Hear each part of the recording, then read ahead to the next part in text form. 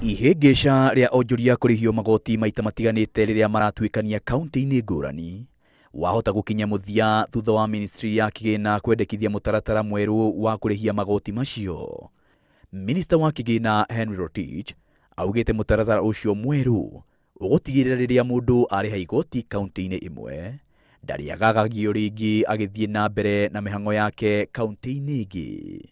Rotich augite ikinya rĩrĩ nĩ rĩa gũtigĩrĩra onjoria mena kĩhoto gĩa kwonjorithia mwena o wothe wa bũrũri matekũhĩngĩcĩka. With the wise counsel and the commitment to removing any blockages for the country to achieve its potential.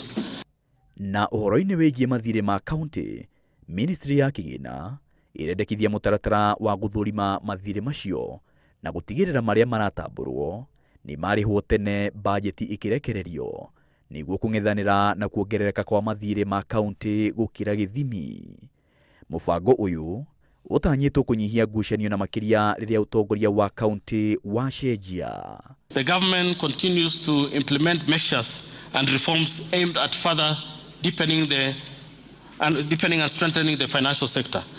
Rotich ningĩ nĩ atĩtĩrithĩtie atĩ thirikari nene nĩ ĩgũthiĩ na mbere kũnyitanĩra na thirikari cia kaunti nĩguo gũtigĩrĩra mũingĩ nĩ watungatĩrwo ũrĩa kwagĩrĩire nĩ ikĩro cierĩ cia thirikari.